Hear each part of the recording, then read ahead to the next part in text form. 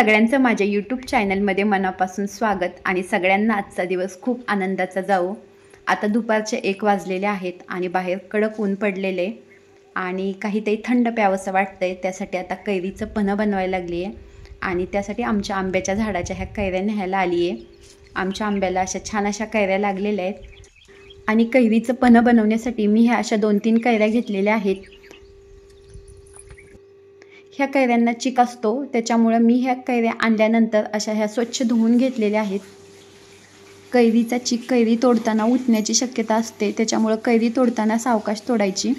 आणि मी ह्या आता ताज्या ह्या 3 कैऱ्या आणलेल्या आहेत आणि त्यांचे हे देठ काढून घेतलेले आहेत। कुकरमध्ये हे खाली असं पाणी ओतलेलं आहे आणि कुकरच्या डब्यामध्ये ह्या कैऱ्या ठेवलेल्या आहेत। कुकरच्या डब्यामध्ये पाणी ओतलेलं नाही आणि आता ह्या 15 मिनिटं ना कुकरमध्ये शिजू द्यायच्या। शिट्टी तशीच ठेवलेली आहे। कैऱ्या अशा छान शिजू दिलेल्या आहेत आणि 15 मिनिटानंतर कुकरमधून कैरी बाहेर काढलेली आहे आणि शिजल्यानंतर बघा, हे बघा अशी कैरी झालेली आहे। छान अशी कैरी शिजलेली आहे आणि शिजल्यानंतर मी थोड्याशा थंड होऊ दिल्या आणि एका ताटामध्ये आता ह्या काढून घेतलेल्या आहेत आणि ताटामध्ये काढून घेतल्यानंतर थोड्याशा थंड होऊ दिल्या आणि त्यातला जो गर आहे तो सगळा काढून घेतला। चमच्याच्या साहाय्याने असा हा गर मी काढून घेतलेला आहे। 3 कैऱ्यांचा मिळून 1 वाटीभर गर निघालेला आहे। तर ह्या 1 वाटीभर गरामध्ये मी 1 वाटीभर गूळ टाकलेला आहे।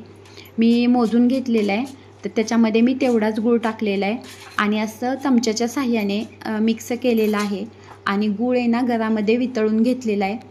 आपण जर हे लवकर होण्यासाठी मिक्सरमधून जर बारीक केलं तर फेस होतो आणि आहे असा कलर राहत नाही।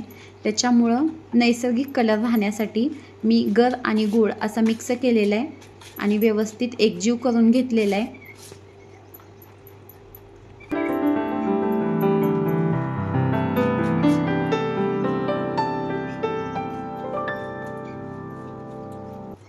कैरीचा गर आणि गूळ एकजीव झालेला आहे आणि बघा कलर किती छान झालेला आहे।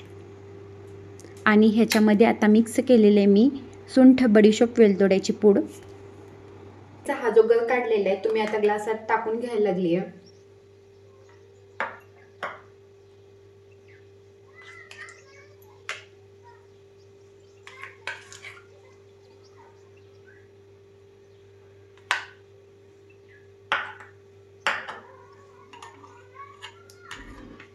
आणि त्याच्या ओतून आहे ना हे पाणी ओतलेलं आहे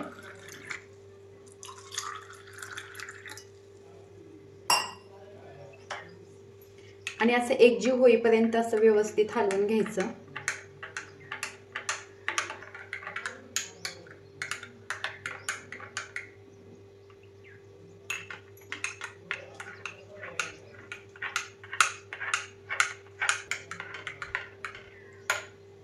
आणि मी हे नॉर्मल पाणी ओतलेलं आहे, त्याच्यामुळे ना बर्फ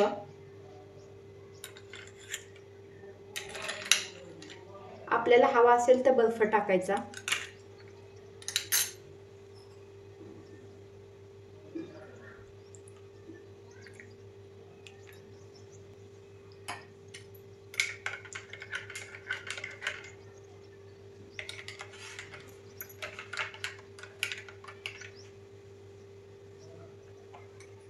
हे उन्हाळ्यातल्या शरीराला थंडावा देणारं गावाकडच्या पद्धतीचं पौष्टिक असं माझं हे पेय तयार झालेलं आहे।